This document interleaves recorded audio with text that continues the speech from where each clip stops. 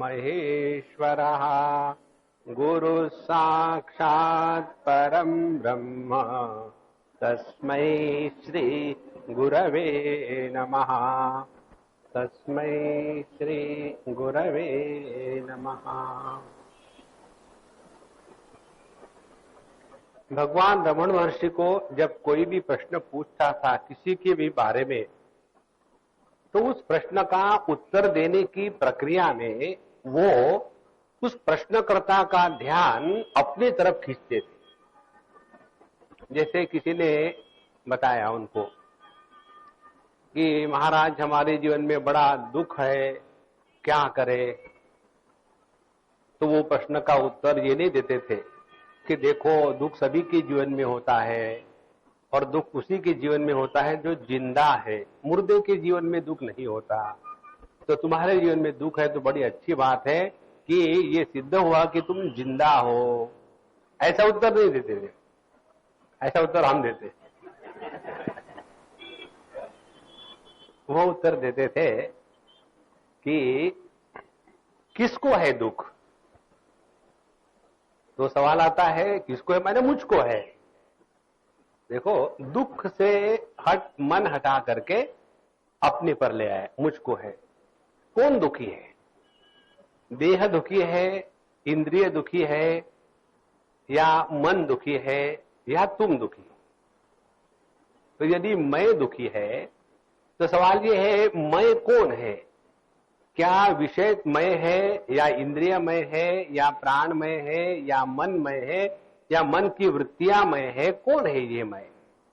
जहां इस मय का अनुसंधान किया वहां दुख और दुखी दोनों गायब हो जाएंगे, और जो दुख और दुखी दोनों को प्रकाशित करने वाला तत्व है वह मात्र रह जाएगा। इस प्रक्रिया को बताने के लिए भगवान ने इस 18वें अध्याय में विषय प्रारंभ किया है, और इस विषय को हम अब 18वें श्लोक में पढ़ेंगे। श्री भगवानुवाच ज्ञानम ज्ञेयं परिज्ञाता त्रिविधा कर्म चोदना करणं कर्म कर्तेति त्रिविध कर्म संग्रहः।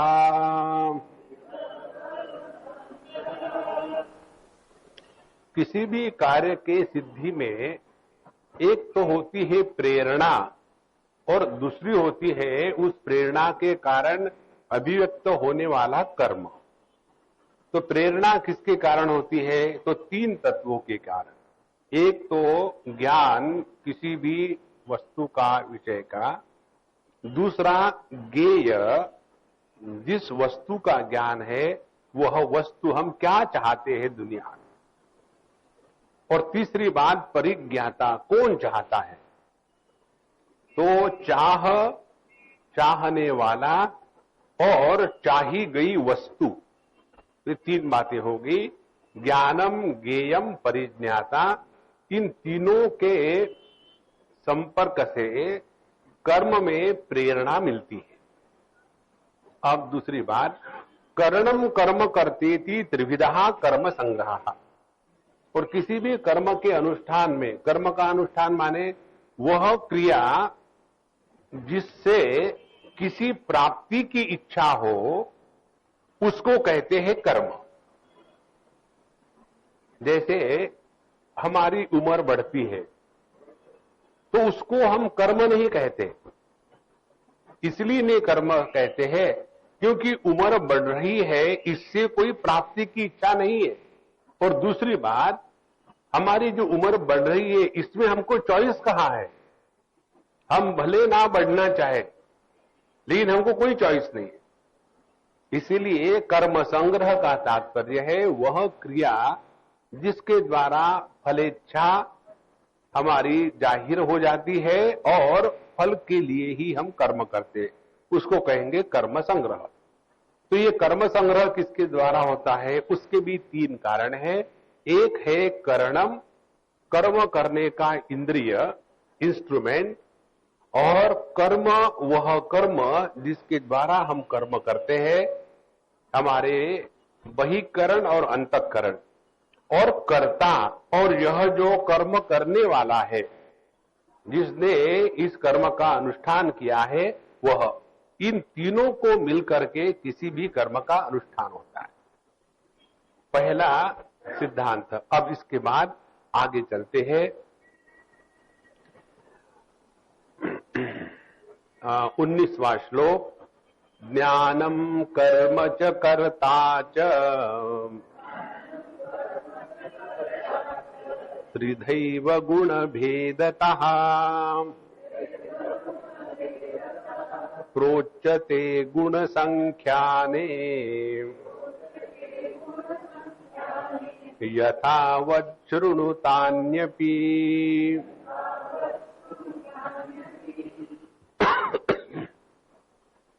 जब हमारे विचार की धारा हमको अपने से दूर ले जाती है, तब उसको अविचार कहते हैं, दुर्विचार कहते हैं। और वो विचार की धारा जो हमको अपने स्वरूप के पास ले जाती है, उसी को विचार कहेंगे, उसी को चिंतन कहेंगे। तो जो विचार हमको अपने से दूर ले जाते हैं वो हो गए विकार, और जो अपने स्वरूप के पास पहुंचाते हैं वो हो गए विचार। अब जैसे एक दिन हमको कोई नाश्ता लेके आया, तो उनके साथ एक दूसरे भी अम्मा आ गई और हमको खाने को दिया। अब खाना खाते समय खाने का आनंद लेना है, लेकिन देखो जैसा आप लोगों को लगता है ना कि क्या हमारा प्रारब्ध है। एक बार मुझे किसी ने पूछा कि स्वामी जी, एक हमारे सामने प्रश्न आता है, महात्माओं का प्रारब्ध होता है क्या? तो हमने कहा होता है। बोले स्वामी जी आपका प्रारब्ध क्या है? हमने कहा मेरे सामने बैठा है। क्योंकि प्रारब्ध क्या है? जिसको भोगे बगैर कोई चारा नहीं, उसको प्रारब्ध कहते हैं। तो हम नाश्ता कर रहे, उस अम्मा ने दिया, खिलाने वाली अम्मा ने, और बोलने वाली अम्मा ने बोलना शुरू कर दिया। जो ज्यादा बोलते हो मुझे उनसे बड़ा डर लगता है, क्योंकि मेरे साथ कंपटीशन हो रही है ना। अच्छा, और मैंने शुरू ही किया, स्वामी जी एक प्रश्न पूछूं? तो मेरे मुंह में इडली महारानी का संस्कार हो रहा था, तो मैंने ऐसा कर दिया और शुरू हो गया। स्वामी जी लोग मुझसे क्यों जलते हैं? माने मुझसे नहीं, मुझसे कोई नहीं जलता, मुझसे धुआं निकलता है। मुझसे लोग क्यों जलते हैं? लोगों में ऐसी बुरी बातें क्यों है? मुझे डिस्ट्रॉय करने में सब तुले हुए, और मैंने कभी किसी का बुरा नहीं किया। पता नहीं लोगों में मुझे क्या मिला है कि वो मुझको देख करके इतने जलते हैं। और जब मैं सुन रहा था खूब रोना धोना, फिर टिश्यू पेपर, पानी, सब कुछ जितना टेक्निकली साउंड हो सकता है हो गया। तो होने के बाद तब तक मैं खाता रहा। अब मेरी समस्या ये कि जो कोई मुझे खाने को दे रहा है, कम से कम फॉर्मेलिटी के लिए तो मुझे कहना ही पड़ती कि हाँ बड़ा अच्छा बनाया है। झूठ मैं इसीलिए सीख गया हूं बोलना। लोग मुझे कहते हैं कि स्वामी जी आप झूठ क्यों बोलते हो? झूठ नहीं बोलूं तो सत्य बोलने लगूंगा तो मुझे कोई खाना नहीं देगा। तो जो अम्मा मुझे खाना दे रही थी, अब उसको मैं कैसे कहूं कि अम्मा तुमने बहुत बढ़िया नाश्ता बनाया है, क्योंकि सामने वाली रो रही है धूम धड़ाके से, 7 स्वर में रो रही। अब देखो, अब उसके साथ यदि मैं एक शब्द बोलता तो फिर और लंबा हो जाता। तो मैंने सोचा कि इस समय मौनम व्याख्या प्रकटित पर ब्रह्म तत्वम युवानम। अब मुझे पता चला भगवान रमण महर्षि मौन क्यों बोलने से कुछ नहीं होता, क्योंकि जब तक हमारा ध्यान लोग ऐसे हैं लोग वैसे हैं ऐसे होता है, तब तक के हम अंतर्मुखी नहीं बने। देखो, अंतर्मुखी बनने का तात्पर्य हमारे मन में जगत को, जगत की समस्या को लेकर के किसी प्रकार के विचारों की प्रेरणा न होवे, तब जाकर के हम अंतर्मुखी हुए। इसीलिए अपने आप को अंतर्मुखी करने के बाद अगला श्लोक समझ में आएगा। अब जिस व्यक्ति ने ये सुना है कि ऐसा ऐसा हुआ, और जैसे कुंती जी और विदुर जी बताते हैं अक्रूर जी को भागवत में, जब भेजा उनको भगवान कृष्ण ने जाकर के हस्तिनापुर देख के आओ वहां का क्या हाल है, तो कुंती जी और विदुर जी बोल रहे हैं अक्रूर जी को कि देखो ये धृतराष्ट्र के जो बच्चे हैं ये मेरे बच्चों से बड़े जलते हैं, कारण कि ये हर चीज में उनसे आगे है और सभी जो प्रजा है वो इनको बहुत आदर देती है, और इसीलिए वो कौरव जो है पांडवों से जलते हैं, और जलने के कारण उनको मारना, विष पान कराना, ये धंधे में फंसे हुए। अभी कितनी ग्रेट कथा है। इस कथा का प्रभाव क्या हो गया, स्वामी जी मुझसे भी लोग जलते हैं,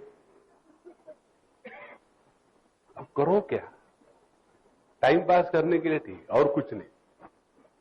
तो ध्यान हमारा अपनी तरफ आना है, उसके लिए कहते हैं ये 6 बातें बताई थी, ज्ञान, ज्ञेय, परिज्ञाता और कर्ण, कर्म, करणम, कर्म और कर्ता, 6 बातें हो गई। अब 6 में से भगवान ने केवल 3 निकाली है, ज्ञानम, कर्म च कर्ता च त्रिधैव गुण भेदता। तो कर्म चोदना में से केवल ज्ञान लिया, और कर्म संग्रह में से केवल कर्म और कर्ता लिया। इसीलिए ज्ञेय और परिज्ञाता और करण, इन तीनों को नहीं लिया। तो क्या भगवान भूल गए या बताने में कोई गड़बड़ी हो गई? तो इसको हमको विस्तार से ठीक से समझना है। ये बहुत ही सुंदर विषय है। पहले ये कहते हैं भगवान कि यह जो ज्ञान, कर्म और कर्ता है, ये 3 गुणों के अनुसार 3-3 प्रकार के होते हैं। तो ज्ञान 3 प्रकार का है, तो सात्विक, राजसिक, तामसिक। उसके बाद जो कर्म है वह 3 प्रकार का है, सात्विक कर्म, राजसिक कर्म, तामसिक कर्म। उसके बाद कर्ता जो है वो भी 3 प्रकार का है, सात्विक, राजसिक, तामसिक कर्ता।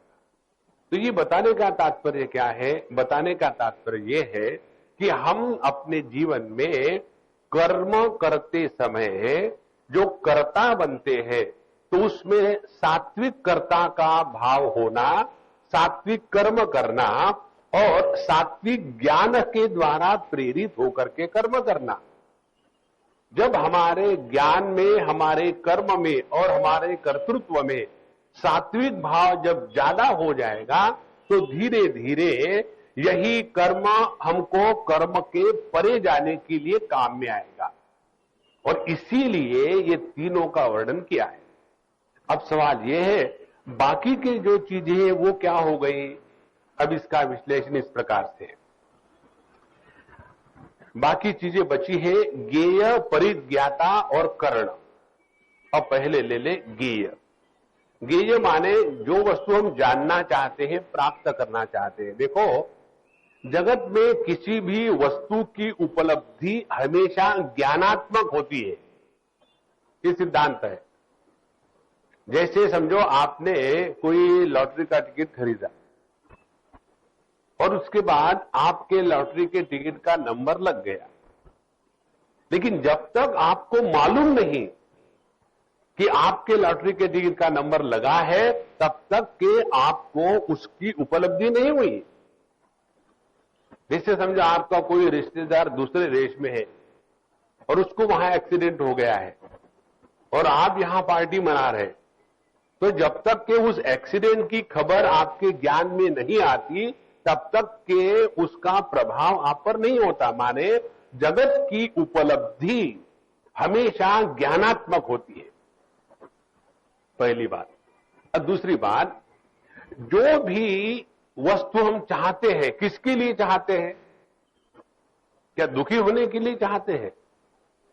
देखो, जगत की प्रत्येक प्रवृत्ति और निवृत्ति इन दोनों का प्रयोजन एक ही है। हम चाहे विवाह करें, प्रवृत्ति किस लिए करें? विवाह करें सुख की प्राप्ति के लिए, आनंद की प्राप्ति के लिए। लेकिन हमको मिलता नहीं स्वामी जी। विषयांतर मत करो, विषय वो नहीं है, विषय हम सुख की परिभाषा देख रहे हैं। तो ज्ञेय प्राप्तव्य हमारे जीवन में है सुख। उसी प्रकार से दूसरा व्यक्ति शादी के बाद फिर अपनी गलती सुधारने के लिए, देखो गलती करना एक बात है, गलती सुधारना चाहिए, गलती होगी इसीलिए अपनी गलती सुधारने के लिए डाइवोर्स करता है। डाइवोर्स किस लिए करता है? इसलिए कि सुख मिले, दुख होने के लिए कोई डाइवोर्स नहीं लेता। हमने आपको बताया था कि एक बहुत बढ़िया हमने बात पढ़ी। एक पत्नी ने अपने पति से पूछा था कि जब मैं मर जाऊंगी तो आपको दुख होगा क्या? तो उसने कहा कि ऐसा मत कहो, मैं तो पागल हो जाऊं, ऐसा मत कहो। तो बोले क्या दूसरी शादी नहीं करोगे? बोले इतना पागल नहीं होऊंगा। देखो पागल होना एक बात है और इतना पागल होना दूसरी बात है। इसलिए जो हम जीवन में प्रवृत्ति या निवृत्ति करते हैं केवल सुख की प्राप्ति के लिए, और इसीलिए ज्ञेय प्राप्तव्य जो है वह है सुख। और इस सुख की भी भगवान ने 3 प्रकार की परिभाषा दी है, सात्विक सुख, राजसिक सुख और तामसिक। तो हम नहीं कह सकते कि भगवान ने ज्ञेय का त्याग कर दिया। अब दूसरी बात, जो करण है, करण माने इंस्ट्रूमेंट, तो इंस्ट्रूमेंट हमारा कौन सा है? हम जो भी कार्य करते हैं मनुष्य होने के नाते हम केवल इंद्रियों के द्वारा या अपने कर्मेंद्रियों के द्वारा कार्य नहीं करते। उसी कर्म के पीछे समझदारी होती है, बुद्धि होती है। इसीलिए सभी करणों का नियंत्रण करने वाली जो बुद्धि है वही यहां करण शब्द से कही गई है। और इस बुद्धि के फिर भगवान ने 3 भेद बताए, सात्विक बुद्धि, राजसिक बुद्धि और तामसिक बुद्धि। तो करण भी हो गया और ज्ञेय भी हो गया। अब बचा परिज्ञाता। 2 प्रकार के शब्द, एक है ज्ञाता, एक है परिज्ञाता। तब देखो परिज्ञाता वो है जो सभी ज्ञाताओं के साथ रहता है। जैसे मैं आंखों के माध्यम से जब देखता हूं तो देखने वाला बन गया, मैं जब कानों से माध्यम से सुनता हूं तो सुनने वाला बन गया। तो ये देखने वाला, सुनने वाला, सूंघने वाला, चलने वाला, बोलने वाला, बैठने वाला, इन सब में जो एक तत्व है वह है परिज्ञाता, सब में जो अनुस्यूत है। और यह जो अलग अलग है व्यक्तित्व, क्योंकि उपाधि के कारण, वो हो गया ज्ञाता। इसी प्रकार से जब हमने किसी वस्तु को जाना तो उसके ज्ञाता बन गए और फिर उस वस्तु के प्राप्ति के लिए कर्म करने लग गए। तो वो जो ज्ञाता है वही करता है। और यहां उन्होंने कर्ता के 3 भेद बताए हैं। और इसीलिए परिज्ञाता में से जो कर्म, जो प्रत्येक वस्तु को अलग अलग उपाधि के अनुसार जानने वाला है, और उसके पुंज को जो हम कहेंगे एक ईगो या जीव या कर्तृत्वाभिमानी, वह एक ही है। और इसीलिए यह जो परिज्ञाता सब में एक अखंड है, लेकिन उसमें से जब किसी वस्तु का ज्ञान लेकर के उसमें प्रवृत्त होना या निवृत्त होना, ये करने वाला कर्ता जो है वह पर हेड अलग अलग बन जाता है। तो ऐसे कर्ता के इन्होंने 3 भाव बताए हैं। इस प्रकार से ज्ञानम कर्म च कर्ता च त्रिधैव गुण भेदतः प्रोच्यते गुण संख्याने यथाव श्रुतान्यपि। और ये किसने बताए हैं? भगवान कहते देखो मैं अपने बुद्धि से नहीं बता रहा हूं, गुण संख्याने प्रोच्यते, जिन्होंने सभी गुणों की संख्या के अनुसार गिनती करी है कि इस जगत में कौन से तत्व है, तो बताएंगे कि प्रकृति है, फिर महत तत्व है, फिर अहंकार है, और उसके बाद उससे पंच महाभूत है, और फिर पंच ज्ञानेन्द्रिय, पंच कर्मेंद्रिय, पंच प्राण, पंच उपप्राण, उसके बाद मन बुद्धि चित्त अहंकार। इस प्रकार से जिन्होंने गिनती करके पूरे तत्वों के बारे में बताया है, वह सांख्य शास्त्रज्ञ कहते हैं कि यह ज्ञान, कर्म और कर्ता गुणों के भेद के कारण तीन तीन प्रकार के बनते हैं, और यथावत और जैसा जैसा है वैसा ही मैं बताने वाला हूं, अपनी तरफ से मैं कुछ ऐड नहीं करूंगा। तानी श्रुणु, और उनको तुम ध्यान से सुनो। देखो, ये जब ध्यान से सुनो की बात आती है, आप लोगों ने हमसे भी सुना होगा कई बार, हम फट से बोलने के बजाय जरा ध्यान से सुनो, बड़ी महत्व की बात। इसलिए वो भाव हमारे हृदय में आता होगा कि ऑडियंस में कोई झपकी मार रहा होगा, क्योंकि हम आपको बताएं, यहां बैठ के देखो आप, हमको कोई दिखता नहीं आगे। इतने तेज लाइट के सामने बैठ करके बोलो, देखो आपको क्या दिखता है, कुछ नहीं दिखता। इसीलिए हम तो अंधेरे में बोल रहे हैं, राम तो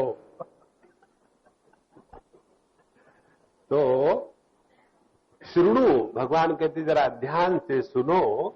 इसलिए सुनो कि इसको सुनने के बाद समझो, समझने के बाद जीवन में उतारने के लिए प्रयत्न करो। तो ज्ञानम कर्म च कर्ता च त्रिधैव गुण भेदतः प्रोच्यते गुण संख्याने यथावै श्रुतान्यपि।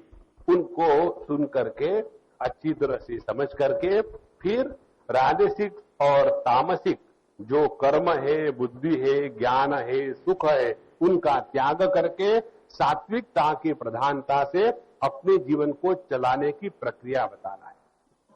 तो इस सबका तात्पर्य क्या हुआ? जब हम तमोगुण की प्रधानता से जीवन जीते हैं तो हमारा जीवन पशुतुल्य है। जब हम रजोगुण की प्रधानता से जीवन जीते हैं तो हमारा जीवन अत्यंत महत्वाकांक्षी और बहुत ही इगोइस्टिक, अहंकारी व्यक्ति का है। और यदि हमारा जीवन सत्वगुण की प्रधानता का है तो जाकर के हमने साधक के क्षेत्र में प्रवेश किया, और ऐसे साधक को अपने स्वरूप का ज्ञान हो सकता है, जिसके द्वारा सभी समस्याओं का समाधान होगा। एक बात बताएंगे, फिर आगे जाएंगे। ये बात जो हम आपको बता रहे हैं काल्पनिक नहीं है, चिंतन के बाद हमको प्राप्त होंगे। वो बात ये है, इस जगत के कौन से भी समस्या का कितने भी प्रकार से आप विचार करो, इसका समाधान आपको कभी नहीं मिलेगा। जगत की समस्या का समाधान कहीं नहीं है। तो करें क्या फिर? तो अपना जो ध्यान है, ये जगत की समस्या और जगत, इससे हटा करके जो अपना स्वरूप है उसकी तरफ ले जाए। There is no second option, यही एकमात्र संभावना है। और इसलिए यथावत् शृणु तान्यपि, हम जो बोल रहे हैं उसको जरा ध्यान से सुनो। अब पहले ज्ञान की बात बताते हैं, क्योंकि जैसा हमारा ज्ञान होगा उसी के अनुसार हमारी प्रेरणा होगी, और प्रेरणा के अनुसार हमारा कर्म होगा, और कर्म के ही जैसा हम कर्तृत्वाभिमानी होंगे। तो सबका प्रारंभ होता है ज्ञान से।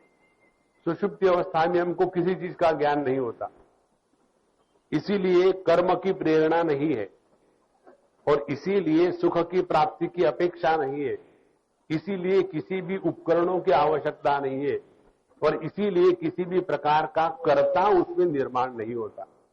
तो सबका प्रारंभ ज्ञान से है। तो पहले सात्विक ज्ञान की बात बताते हैं 20वें श्लोक में। सर्वभूतेषु येनैकम् भावमव्ययमीक्षते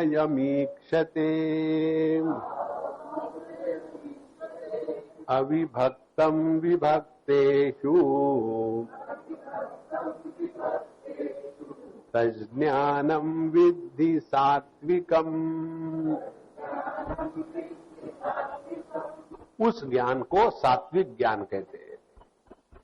ये न ज्ञानेन, जिस ज्ञान के द्वारा सर्वभूतेषु अव्ययम भावम ईक्षते, जिस ज्ञान के द्वारा, जिस समझ के द्वारा व्यक्ति सभी में जो एक अखंड सत्ता है उस सत्ता को ग्रहण कर सकता है। देखो इसमें ऐसे लगता है कि कैसे सब में एक ही अस्तित्व है। देखो एक गड़बड़ी क्या होती है मालूम है, जब हम तत्व की बात करते हैं तो उसमें हमको 25 बार बताया है परमात्मा सच्चित आनंद है। तो फिर हमने ये सच्चित आनंद शब्द को इस्तेमाल करते करते करते करते इतना प्रयोग किया कि उसका अर्थ गायब हो गया। जब अर्थ गायब हो जाता है तो हम भजन करते हैं, मेरा सच्चित आनंद रूप कोई कोई जाने। तो सब में एक अस्तित्व है, तो उस अस्तित्व को ग्रहण करना बड़ा कठिन पड़ता है। यदि कहा जाए चैतन्य तो तुरंत समझ में आता है कि ये जो कुर्सी है ये जड़ है। क्यों जड़ है? इसके ऊपर बैठो तो ये कंप्लेन नहीं करती।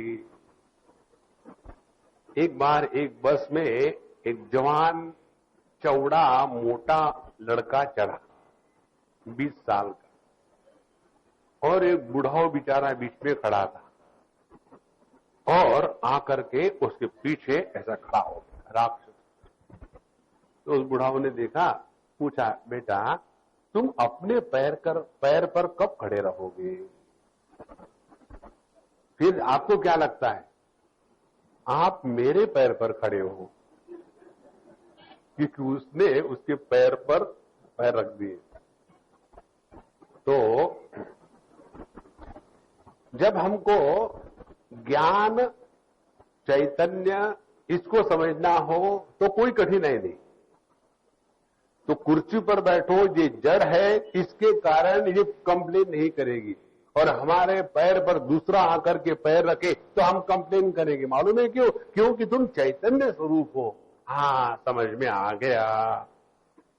जड़ चेतन तो समझना कोई कठिन बात नहीं है। असली प्रॉब्लम आ जाती है सत्ता को ग्रहण करना। इसके लिए महात्मा लोग एक उदाहरण देते हैं। ये उदाहरण देने के समझ में नहीं आता। जैसे उदाहरण देते हैं कि जैसे एक पेड़ है, हाँ है, फिर हमने पेड़ को काटा तो फिर पेड़ का तना है, हाँ है।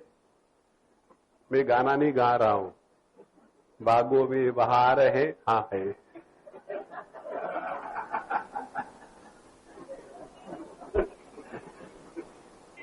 मालूम है ना सबको गाना? हाँ ठीक है। मैं आप सभी लोग बड़े बड़े जबरदस्त सत्संगी हो, केवल रामचरितमानस, भागवत, ब्रह्मसूत्र इसके नीचे उतरते ही नहीं, इसीलिए मैंने पूछ लिया बाबा। तो पेड़ है, उसको काटने के बाद तना है, और फिर तने की काट करके लंबी लंबी पट्टियां बनाई तो पहले पेड़ खत्म हो गया लेकिन तना रहा। फिर तना खत्म हो गया लेकिन उसकी लकड़ी की प्लेट्स रही। फिर उससे हमने फर्नीचर बनाया, तो वो जो लकड़ी की पलटियां थी वो खत्म हो गई लेकिन फर्नीचर है। और फिर फर्नीचर को हमने जला दिया तो फर्नीचर जल गया लेकिन उसकी राख है। तो यह जो है पना अस्तित्व है, यह पेड़ से लेकर के राख तक अखंड था, ये कहीं टूटा नहीं। अब ये जो अस्तित्व को समझ में यदि हमारे आ गया तो देखो हम अपने आप अंतर्मुखी हो जाएंगे। कैसे? और जब हम अपने अस्तित्व को पहचानेंगे तो वही अस्तित्व सब में ओतप्रोत है, ये बोलने की जरूरत नहीं है। जैसे छोटे बच्चों को हम क्या पढ़ाते हैं, छोटे छोटे बच्चे होते, आज एक बड़ा प्यारा बच्चा आया था मेरे पास। अब उस बच्चे को पढ़ाते हैं, देखो इसको आंख कहते हैं, आंख नहीं आजकल आई कहते हैं, आई कहते हैं, इसको नोज कहते हैं। तो उस बच्चे को अपने देह पर बताते हैं। तो जब उस बच्चे ने अपने में सीख लिया कि इसको आई कहते हैं, इसको नोज कहते हैं, और उसके बाद वो माता पिता दादा दादी तो पूछते हैं बेटा व्हाट इज दिस, वो अपने नाक पर उंगली रखते हैं प्राणायाम करने के लिए। तो उस समय वो बच्चा कहता है कि दिस इज नोज। उस समय वो बच्चा ये नहीं कहता दिस इज माई नोज, नहीं, वो केवल नोज ही कहता है। इसी प्रकार से जब हमने इस सत्ता को आत्म रूप से ग्रहण किया, उसी के बाद वही एक अखंड अव्यय अविनाशी सत्ता सभी विश्व में ओतप्रोत है, तब जाकर के ये समझ में आएगा।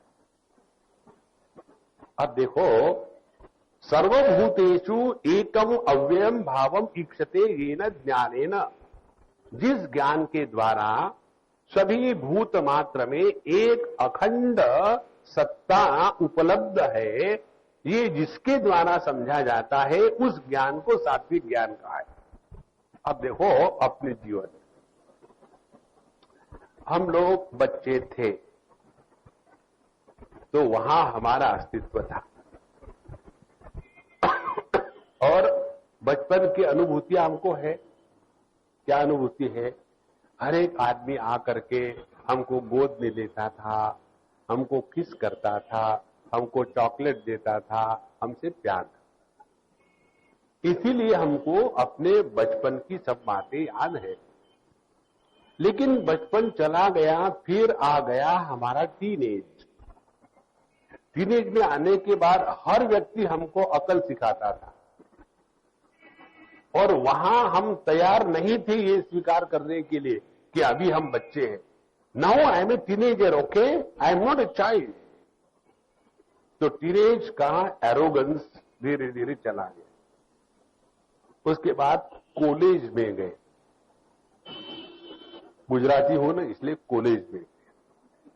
कॉलेज में जाने के बाद वहां फिर गड़बड़ी में फंस गए, और फिर वही फैन की तरफ देखना, और दिन को रात बनाना, रात को दिन बनाना।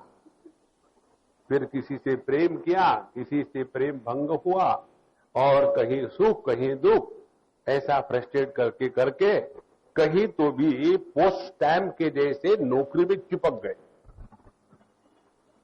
एक बार चिपकने के बाद साक्षात भगवान को ही अवतार लेना पड़ता है। भगवान जो कहते हैं ना, परित्राणाय साधूनाम विनाशाय च दुष्कृत नारायण। और एक बार वहां नौकरी की लगी, अब क्या शादी करे। तो ये जितने हमारी भिन्न भिन्न स्टेजेस की अनुभूतियां हो रही है, ये करते करते फिर बच्चे हुए, बच्चे होने के बाद वही नॉर्मल थी। लेकिन माँ बाप को लगता है कि ऐसा बच्चा पहली बार पैदा हुआ है, और फिर वो चलने लगेगा, वो बाथरूम करेगा, उसके दांत निकलेंगे, उसके कान निकलेंगे, उसके सींग निकलेंगे, वो सब धीरे धीरे धीरे बताना शुरू हो गया, और फिर स्कूल जाना लग गया। देखो कितने भिन्न भिन्न अनुभव आ रहे। और फिर बच्चे 10वीं क्लास में गए, 11वीं क्लास में गए, बच्चों को पैरों में चक्के लगे हैं, हाथ में पंख लगे हैं। कॉलेज में जाने के बाद फिर बच्चे अब उड़ के गए। अब जब तुम होगी 60 साल की और मैं होगी 55,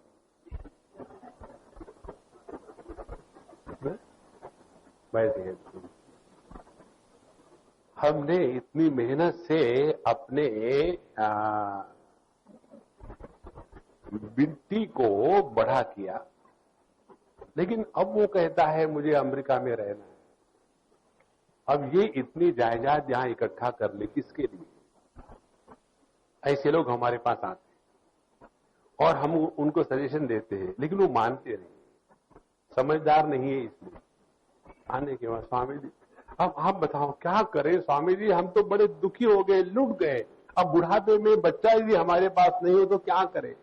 तो हम उनको कहते कि अम्मा देखो, जो बच्चा दूर है उसको लेकर के आप दुखी हो रहे हैं, और हम आपको अम्मा अम्मा कह रहे हैं, सामने साक्षात है, और आप हमारा तिरस्कार कर रहे हैं। नहीं स्वामी जी वो तो ठीक है। हमने कहा नहीं, आपकी समस्या हम हल करना चाहते, आपकी जो प्रॉपर्टी की प्रॉब्लम है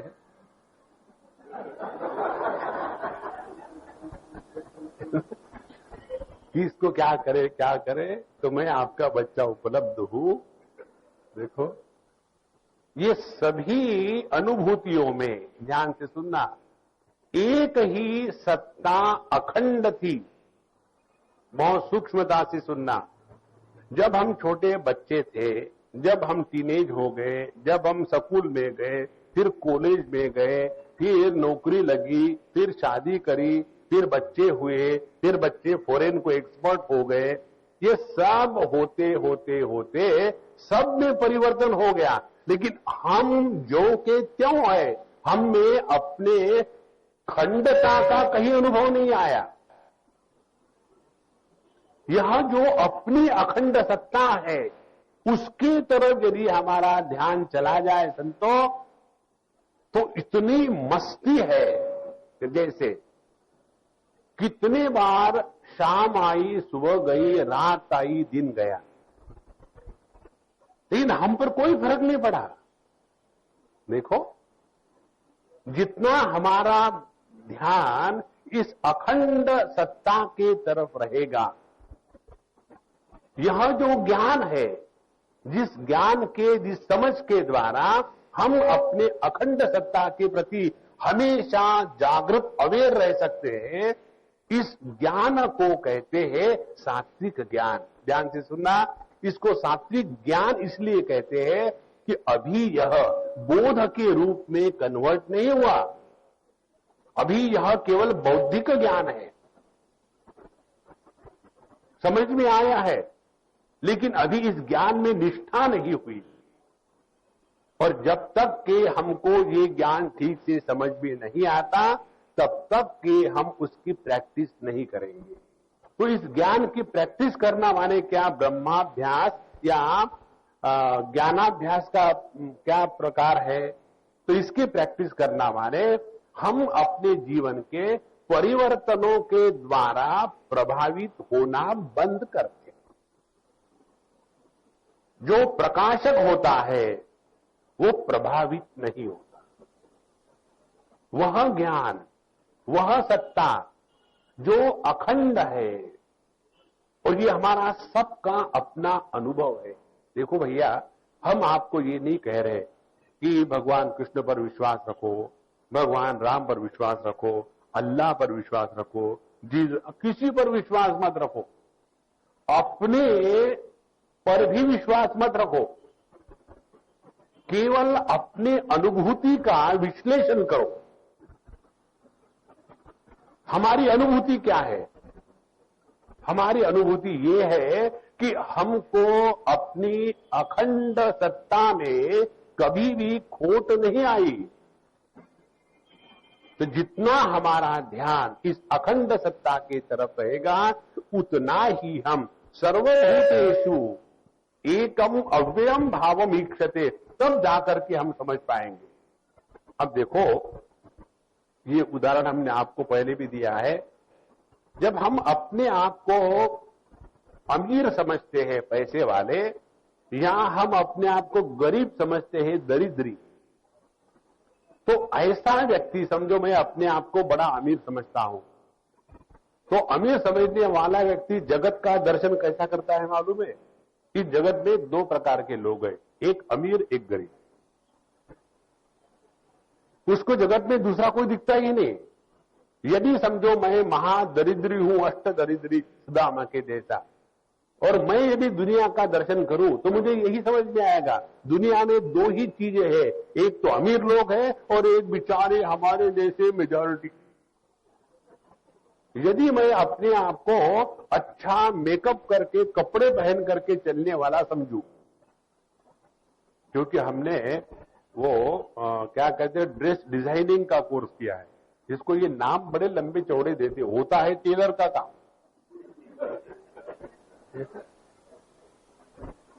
जब देखो ना अच्छी खासी लड़कियां बढ़िया शादी करके बच्चे पैदा करके देश के लिए अच्छे नागरिक पैदा करो, उसके स्थान पर दूसरों के लिए कपड़े सिलाते बैठती है और कहती है आई हैव डिजाइन कोर्स।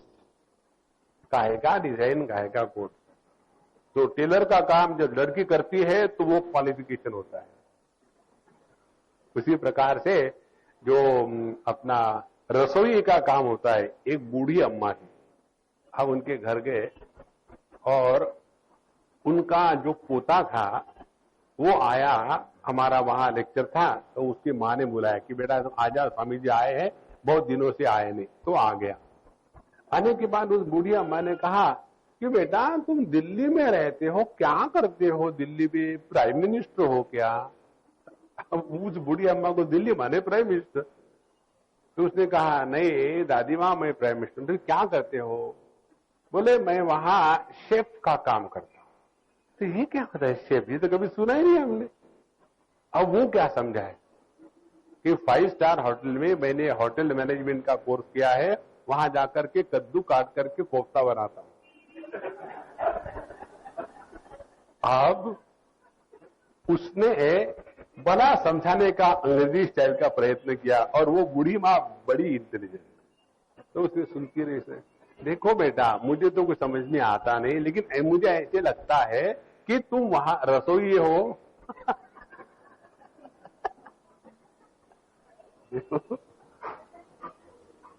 तो जो व्यक्ति अपने आप को कपड़े में फंसा के रखा है वो इस जगत में भिन्न भिन्न कपड़ों की ही चर्चा करेगा। जो अपने आप को देह में फंसा के रखा है वो इस जगत में स्वास्थ्य और बीमार लोगों की चर्चा करेगा। जो अपने वर्णाश्रम में फंसा है, मैं अपने को यदि ब्राह्मण समझता हूं तो दुनिया में ब्राह्मण क्षत्रिय वैश्य शूद्र इसी का दर्शन करूंगा। यदि मैं अपने को हिंदू कहता हूं तो तुरंत हिंदू मुसलमान क्रिश्चियन सब इकट्ठे अलग अलग हो जाएंगे। तो इस जगत का दर्शन वैसा होता है जैसा हमने अपने आप को समझ के रखा है। और यदि हमने अपने अखंड सत्ता को पहचाना है, और ये अखंड सत्ता कैसी है? ये अखंड सत्ता सभी परिवर्तनों का आधार होते हुए भी इसमें कोई परिवर्तन नहीं है। यदि वहां हमारा ध्यान रहा तो हमारा जगत के साथ व्यवहार बदल जाएगा। देखो हम समझो गोल्ड स्मिथ है, तो हमारा ध्यान किसमें है? एक अखंड सत्ता सोने की। यदि कोई आकर के हमारे पास अपने कुछ भगवान गिरवी रखे कि बड़े कष्ट आए हैं, अब क्या किया जाए, अब कोई चारा ही नहीं, इसीलिए हम भगवान को गिरवी रखते। पहले राम को गिरवी रखा। तो मैं जब सोनार हूं तो मैं क्या करूंगा? मैं उस राम को लेकर के वो जो पत्थर होता है ना जिसके ऊपर सोने को टेस्ट करते हैं, वो शालिग्राम का पत्थर होता है, ऑर्डिनरी पत्थर, इसी की पूजा करते हैं। ये शालिग्राम विष्णु भगवान का जो लिंग है उसकी पूजा इसलिए करते हैं कि उसी पत्थर पर सोने की लकीर खींची जाती है, बाकी पर नहीं। तो हमने वो टेस्टर स्टोन लिया और उसके ऊपर रगड़ना शुरू कर दिया। जैसे रगड़ना शुरू कर दिया तो कहता है कि देखो भैंसा जरा धीरे से, ये भगवान रामचंद्र है, रगड़ना मत। तो हम क्या कहेंगे? देखो हम तुमको जो पैसे दे रहे राम के लिए नहीं दे रहे, हम जो पैसे दे रहे हैं वो दे रहे स्वर्ण के लिए। तो उसका ध्यान कहां है? हमारा ध्यान फंसा हुआ है नाम रूप में, और उसका ध्यान है उसका जो स्वरूप है सुवर्ण में। इसी प्रकार से जहां हमारा ध्यान उस तत्व की तरफ अपने आत्म रूप से गया तो हम इस जगत में अनेकता देखते हुए भी एक तत्व में निश्चित फिट हो जाएंगे। देखो, और फिर समझ में आएगा जो सत्ता आत्म रूप से है वही सत्ता अनात्म भाव का आधार है। जब ये समझ में आ जाएगा तब जाकर के हमारा ज्ञान सात्विक होगा। और जब ये समझ में आएगा कि जिस दांत से मेरे होठ या जीभ काटी गई है वो दांत मेरे ही है। कई बार होता है ना कि अपनी जिह्वा अपने ही दांत से काटी गई, तो जब जिह्वा काटी जाती है तो क्या वो जिह्वा जाकर के तुरंत बोलती है डॉक्टर को, डॉक्टर इन दांतों को हटाओ, मारो, मुझे काटा है? नहीं, क्योंकि काटने वाला और काटा गया यह भेद उस ज्ञान में नहीं है। देखो, बहुत महत्व की बात है। इसी प्रकार से यदि हमारा ध्यान इस एक अव्यय अखंड सत्ता के तरफ रहा तो ऐसे व्यक्ति के जीवन से ममता, राग, द्वेष, अपना, पराया, लाभ, हानि, ये सभी के सभी जो द्वंद्व है हमेशा के लिए समाप्त हो जाए। और फिर ऐसे व्यक्ति के जीवन में जो इस ज्ञान के आधार से चलता है उसके जीवन की अनुभूतियां बदल जाएगी। हमने आपको एक बार उदाहरण दिया था इसको लेकर के। एक कोई बड़े संत थे, एकदम फक्कड़ महाराज अकेले घूमते थे। किसी ने आकर के उनको उनके पास से कुछ छीन लेने के लिए मारा। बेचारे के पास कुछ था ही नहीं, लेकिन मारने के बाद खून तो था दिमाग में, नीचे गिर पड़े, खून आने लग गया। तो दूसरे सज्जन ने देखा, उनको उठाया, गाड़ी में डाला, हॉस्पिटल में ले गए। तुरंत पुलिस पहुंच गई। पुलिस पहुंचने के बाद जैसे वो होश में आ गए, हाँ बाबा जी बताओ आपको किसने मारा? बयान देने के लिए। बाबा जी तो मस्त है, बोले जिसने बचाया है उसी ने मारा है। अब वो जो आदमी है उसको पकड़ा गया। अब ये पांडुरंग को ये कहां समझ में आएगा? पांडुरंग मालूम है किसको कहते? अपने भारत वर्ष में मुंबई में जो हर पंडरी में खड़े रहते हैं, पंडरी माने पुलिस पॉइंट, पुलिस पॉइंट को पंढरपुर कहते हैं, और वहां जो इस मुद्रा में खड़े रहते हैं वो हमारे पांडुरंग राव है। तो उसको कहां समझ में आएगा? लेकिन उस संत के दृष्टि से मारने वाला और बचाने वाला एक ही है। इसी प्रकार से जिसके ज्ञान में यह सात्विकता आ गई है उस व्यक्ति का जीवन बदलने लगेगा। और जीवन ऐसा बदलेगा, पहले हम जगत के साथ व्यवहार करते समय अपने राग द्वेष को जगत पर थोपते थे। अब उन राग द्वेष का अभाव होने के कारण अब हम उसी जगत के साथ व्यवहार करते समय केवल जैसा अपने आप से स्वाभाविक प्रेम करते हैं उसी प्रकार से सबके साथ प्रेम का व्यवहार होगा। ये जब होने लगेगा तब समझ लेना हमारा यह जो सात्विक ज्ञान है यह परिपक्वता की ओर चढ़ रहा है। तो सर्वभूतेषु येनैकं भावम् अव्यवीक्षते, तो यही सत्ता सभी भूत, फिर पंचमहाभूत कहो, सभी प्राणी कहो, या जो भी है अस्तित्व वाली वस्तु, सर्वभूतेषु येन एकम भावम अव्यवीक्षते अविभक्तम विभक्तेषु। देखने के लिए सुवर्ण के आभूषण विभक्त है, अलग अलग है, तो वो अलग अलग होते हुए भी उनमें रहने वाला जो सुवर्ण तत्व है वो अलग नहीं है। देखो, हमको ये भिन्नता क्यों नजर आती है मालूम है? भिन्नता नजर आने का कारण हमारे ज्ञान में आकार को महत्व है। देखो, यदि कभी कभी अपना मुंबई का समुद्र बड़ा शांत होता है, एकदम शांत, तो एक जैसी पानी की शीट जैसी लगी हुई, और उसके बाद कभी कभी बड़ी जोर से ज्वार भाटा आता है, तो उसमें अनेक प्रकार की लहरें ऊपर उठती है, नीचे गिरती है। तो समुद्र का एकत्व और लहरों का अनेकत्व, इसका कारण क्या है? इसका कारण यह है कि समुद्र का कोई आकार नहीं और लहरों का कोई आकार है। तो जहां जहां हमने अपने बुद्धि को, अपने ज्ञान को इस आकार में फंसा दिया है, वही अनेकत्व का दर्शन होना प्रारंभ हुआ है।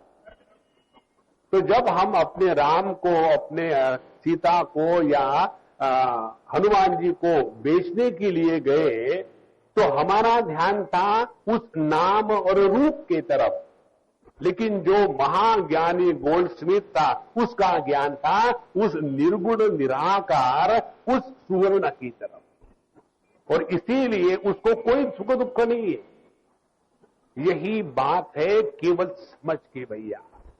इसलिए अपना ध्यान जितना अंतर्मुखी होगा, और ये अंतर्मुखित्व को जागृत करने के लिए अनेक प्रक्रियाएं हैं।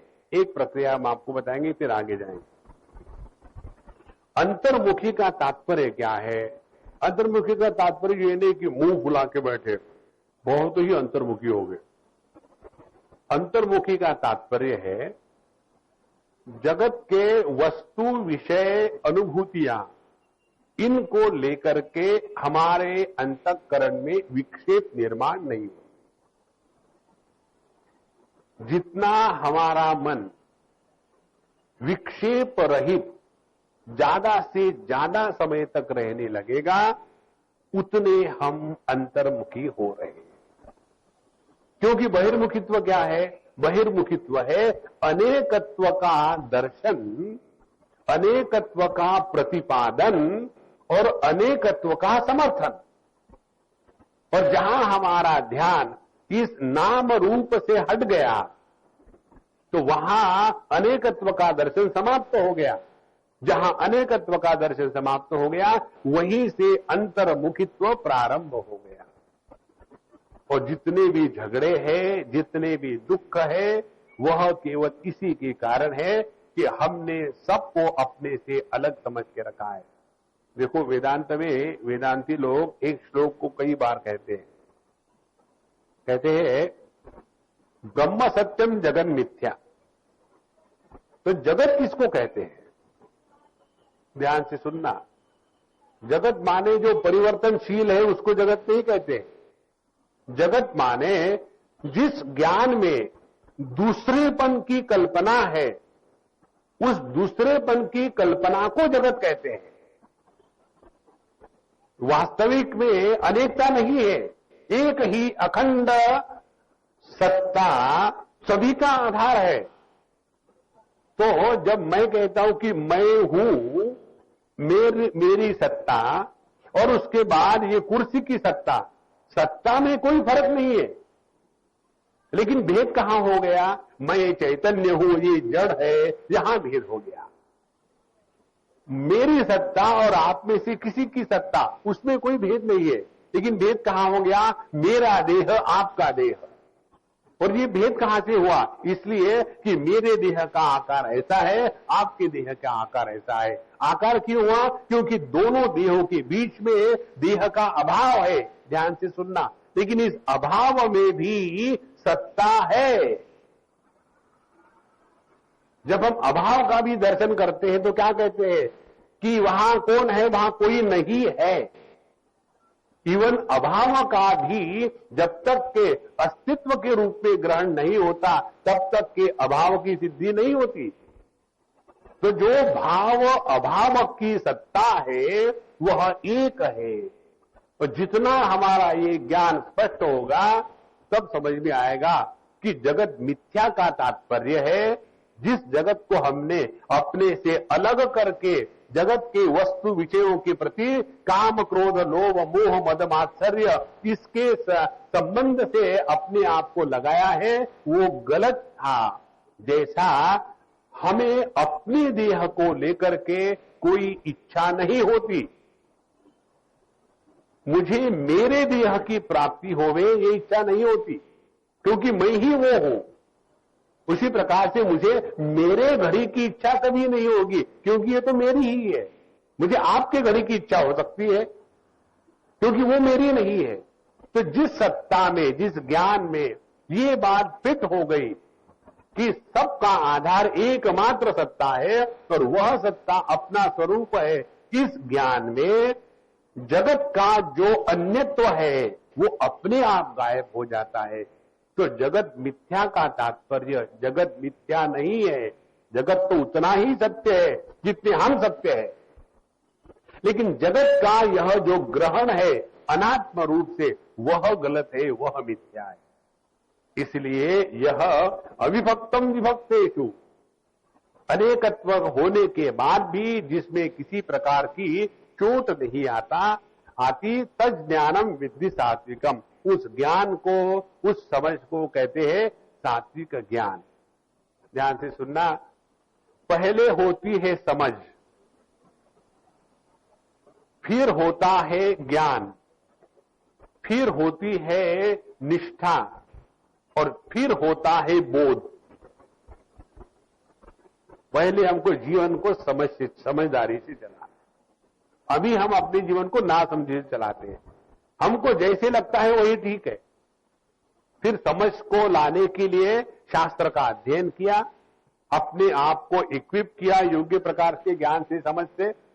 उसके पश्चात दूसरी बात, फिर इस समझ को हमने अपने जीवन में ज्ञान के रूप में ग्रहण किया। हाँ, अब समझ में आ गया क्या क्या है, और फिर उस ज्ञान में निष्ठा प्राप्त करनी है, उसका अभ्यास करके। और जब निष्ठा पक्की हो जाएगी तो वही ज्ञान अनुभूति में परिवर्तित होगा। ज्ञान का जब अनुभव आता है तो उसी ज्ञान को बोध कहते हैं। इसलिए यह अत्यंत आवश्यक बात है, इसीलिए इसको सात्विक ज्ञान कहा है। सर्वभूतेषु येनैकम भावम अव्ययम ईक्षते अविभक्तम विभक्तेषु तज्ज्ञानम विद्धि सात्विकम। अब देखो, ये हमने इतना लंबा चौड़ा आपको बताया, आपकी अनुभूति में देखो, मैं और मेरा लड़का किसी भी प्रकार से सिद्ध नहीं हो सकता कि हम एक हैं, क्योंकि जब उसको भूख लगती है तो मैं खाना खाऊं तो उसका पेट नहीं भरता, जब मैं बीमार हूं तो वो दवाई खाए तो मेरा रोग नहीं जाएगा। तो भिन्न है, लेकिन मेरी अनुभूति क्या है? मेरी अनुभूति ये है कि जब मेरा बच्चा बीमार होता है तो मुझे दुख होता है। तो सभी बच्चे बीमार होते तब थोड़ी मुझे दुख होता है। माने मेरे बच्चे में मेरा क्या भाव है? अलग होते हुए भी एक है। देखो, यही जब, ध्यान से सुनना, जब अहम की ममता परिच्छिन्नता से जुड़ती है तो उसको बंधन और आसक्ति कहते हैं। और इसी अहम की ममता जब परिपूर्णता के साथ जुड़ती है तो उसको मोक्ष कहते हैं, उसको सर्वात्म भाव कहते हैं। देखो कितनी सरल बात है। तो हम में जो ममता है ये तो एसेट है, it is not a liability. अब इसी ममता को लेकर के हमने जो छोटे दायरे में फंसा दिया है, वहां से हटा करके जब ये ममता संपूर्ण को अपने में समा लेगी तो यही ममता भक्ति बन जाती है, इसी से अपनी साधना बढ़ती है। इसीलिए अविभक्तम विभक्तेषु तज्ज्ञानम विद्धि सात्विकम। अब दूसरा जो ज्ञान है वह है राजसिक ज्ञान। 21वें श्लोक में पृथक्त्वेन तु यज्ञानम नाना भावान पृथग्विधान वेत्ति सर्वेषु भूतेषु तज्ज्ञानम विद्धि राजसम। उस ज्ञान को राजसिक ज्ञान कहते हैं। कौन सा ज्ञान? यज ज्ञानम माने जिस ज्ञान के द्वारा तू माने सात्विक ज्ञान से उसको अलग करने के लिए बताते हैं। पृथक्त्वेन, जिस ज्ञान में अनेकता और भेद अलग अलग पना का समर्थन होता है। पृथक्त्वेन नाना भावान पृथक विदान वेत्ति। जिस ज्ञान के द्वारा भेद और अनेकता का दर्शन होता है, समर्थन होता है और उसी को सत्य के रूप में स्वीकार किया जाता है, ऐसा भेद का प्रतिपादन करने वाला, भेद का समर्थन करने वाला जो ज्ञान है वह राजसिक ज्ञान है। देखो, बहुत महत्व की बात है।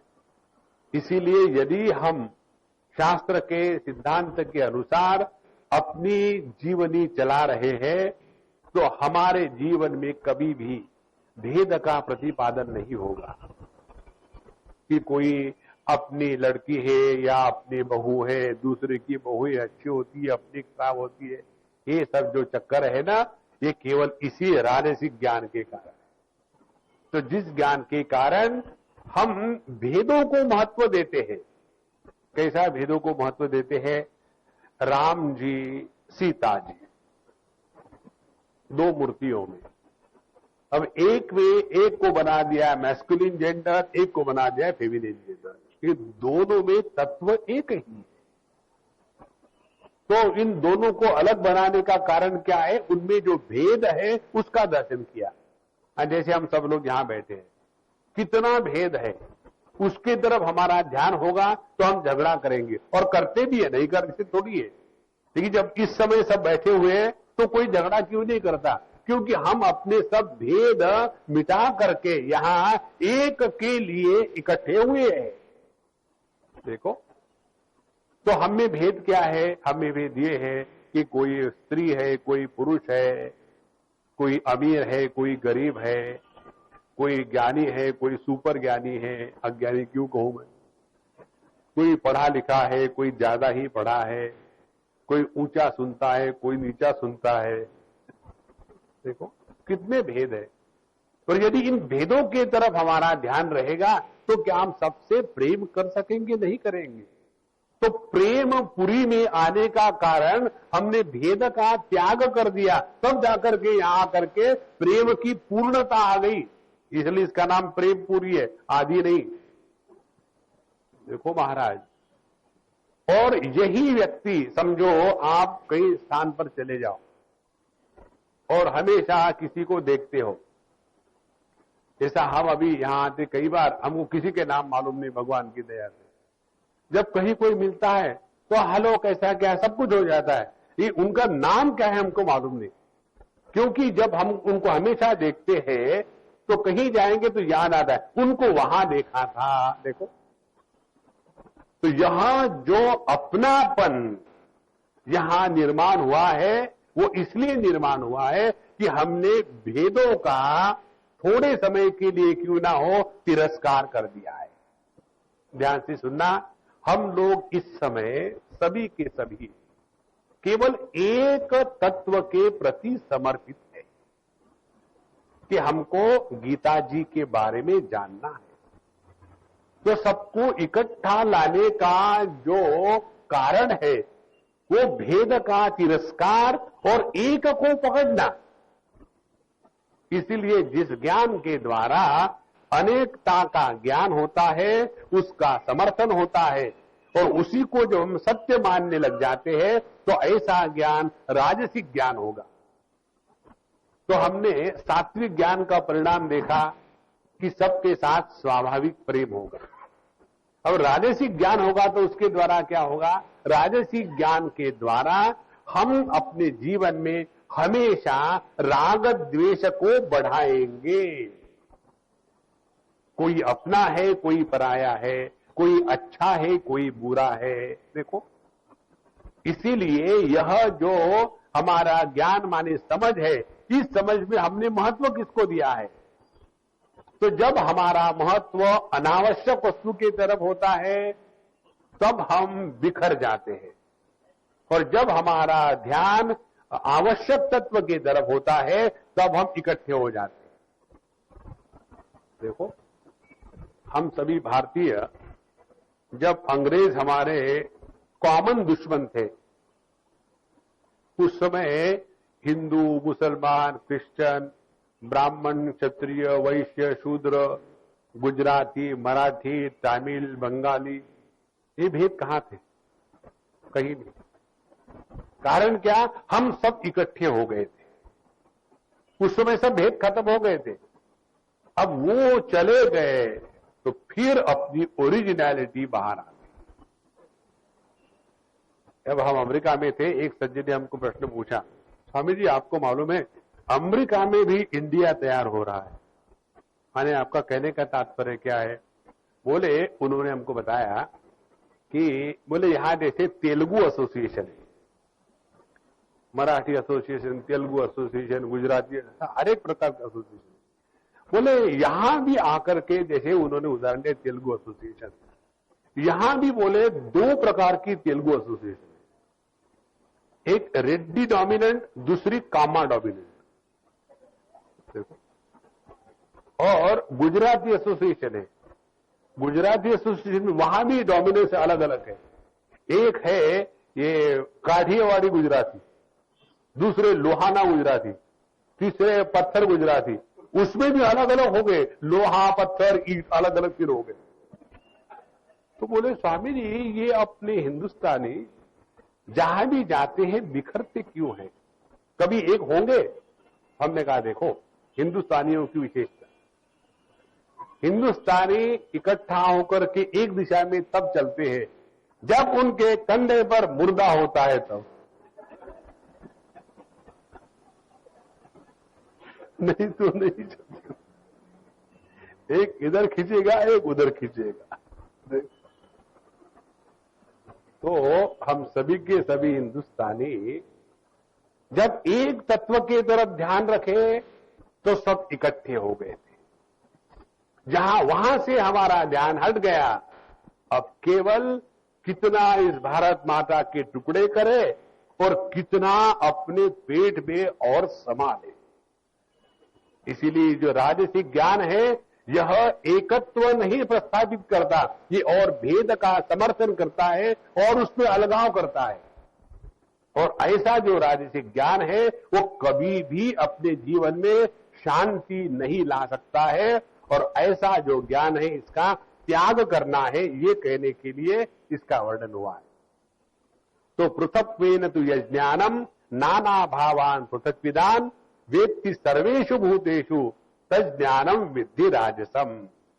और ये बात जिसको समझ में आ गई कि भेद केवल औपाधिक है, औपाधिक माने उपाधि के कारण, लेकिन सब में तत्व एक ही है, तो उसकी जीवन की प्रणाली, उसका जीवन का दर्शन, उसकी जीवन की अनुभूतियां और उसके जीवन की क्वालिटी एकदम बदल जाएगी।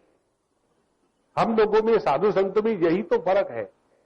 साधु संतों के दृष्टि से अनेकत्व भेद होते हुए भी सब में जब एक तत्व को दर्शन करते हैं तो उनको सभी के साथ उतना ही आसानी से रहने में कोई प्रॉब्लम नहीं, क्योंकि ध्यान एकत्व की तरफ है, भेद की तरफ नहीं है।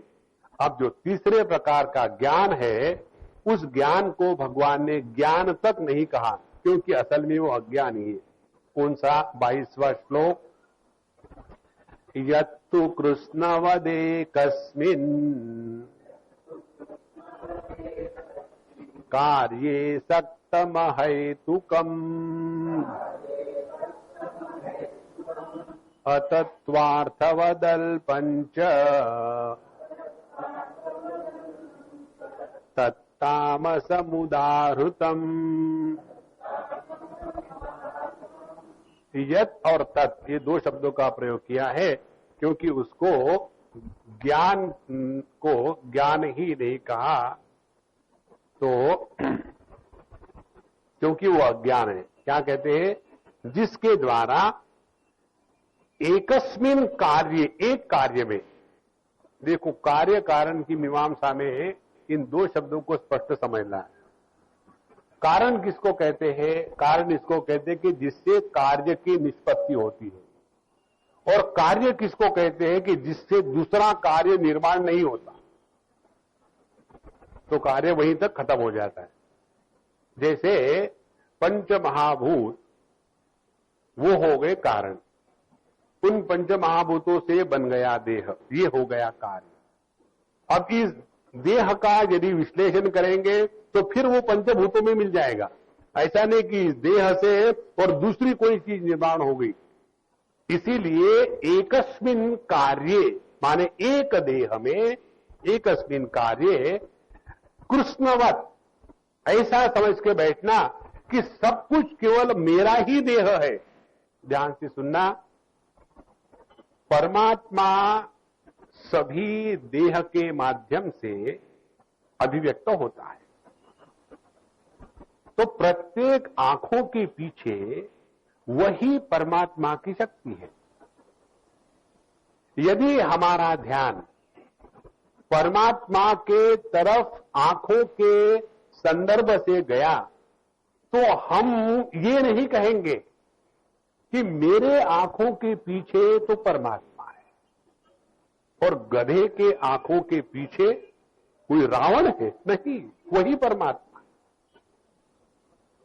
तो ये ऐसा भाव क्यों हमारे मन में आता? देखो, कई बार जब हम सत्संग सुनते हैं हमको बताया जाता है कि देखो, वस्तु से हटा करके अपने इंद्रियों में आके बैठो, तो हमने वस्तु का त्याग कर दिया, आंखों में आके बैठो। अब आंखों से हट करके मन में आके बैठो, हमने अपने आंखों का त्याग कर दिया, मन में आके बैठे। उसके बाद कहा कि मन का त्याग करके बुद्धि में आके बैठो, तो हमने बुद्धि का त्याग कर दिया और फिर आकर के चैतन्य में बैठ गए। अब देखो, इसमें हमने बताया क्या था कि विषय का त्याग करो, इंद्रियों का त्याग करो, मन का त्याग करो। लेकिन हमने क्या किया? विषय का त्याग करने के बाद अपने इंद्रियों का त्याग, अपने मन का त्याग और अपने बुद्धि का त्याग, और फिर अपना चैतन्य तो मिल गया बाबा, लोगों का नहीं मिलता। क्योंकि एकस्मिन कार्य, जिस दिन हम जितना अपने देह को सत्य स्वीकार करते हैं उतना ही सभी देह को सत्य स्वीकार करेंगे, तो उस दिन से हमारे जीवन में जन्म मृत्यु का भय हमेशा के लिए मिट जाएगा।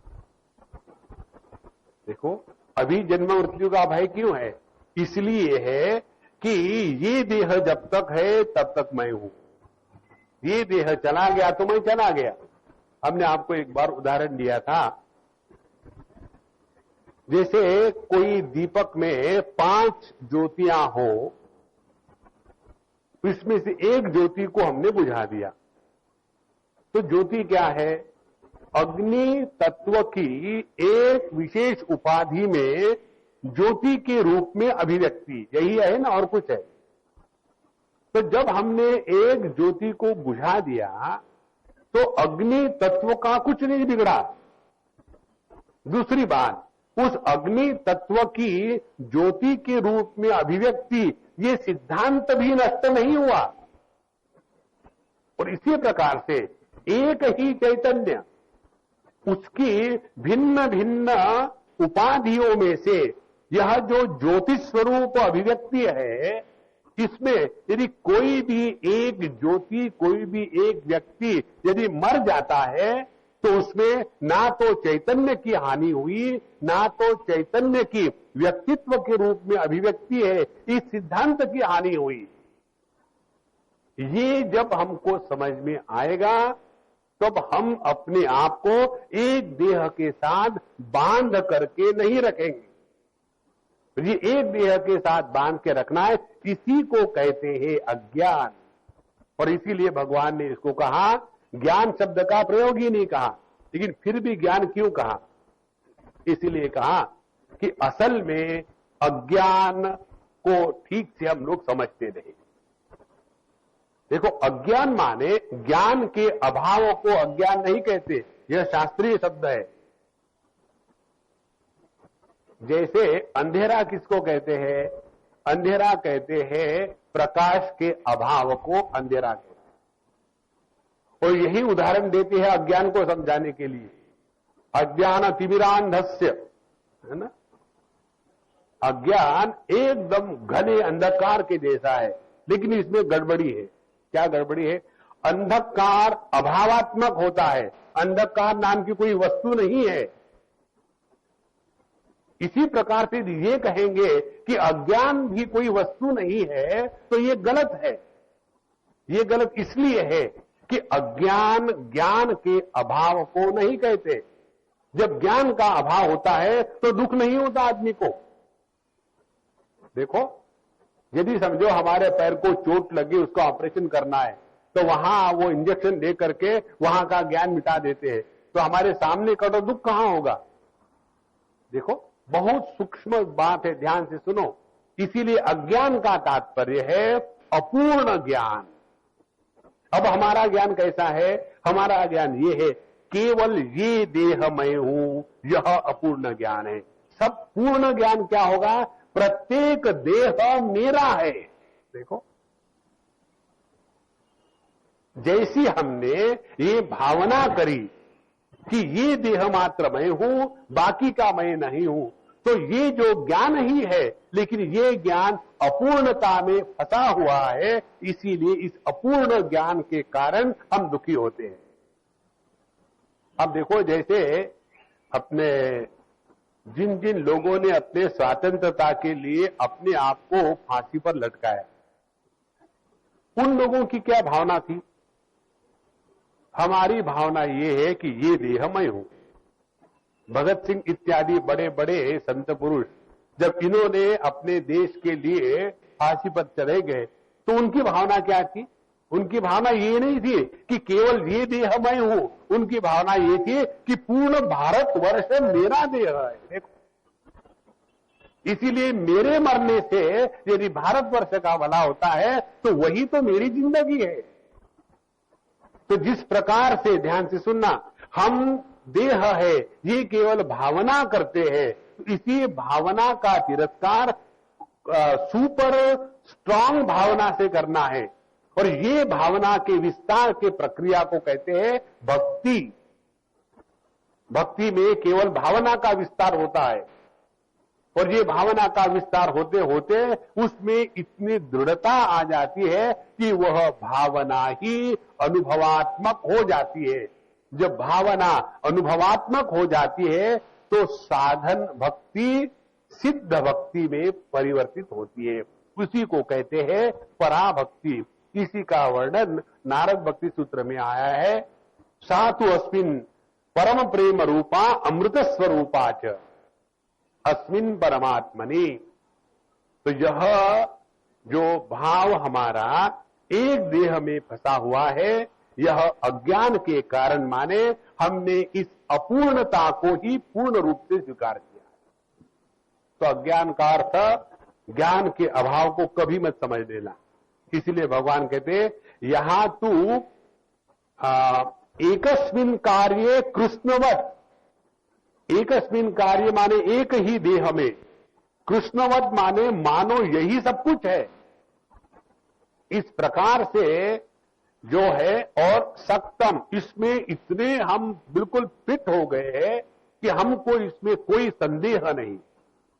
इसीलिए आत्मज्ञान की परिभाषा बताने के लिए साधु संत बताते हैं, जितनी दृढ़ता से हम लोग अपने आप को देह के रूप में स्वीकार कर रहे हैं, उतनी ही दृढ़ता से जब हम अपने आप को ब्रह्म रूप में स्वीकार करेंगे, तब जाकर के हमारा अज्ञान माने अपूर्णता के साथ जुड़ा हुआ पूर्णत्व का जो भ्रांति है वो नष्ट हो जाएगी।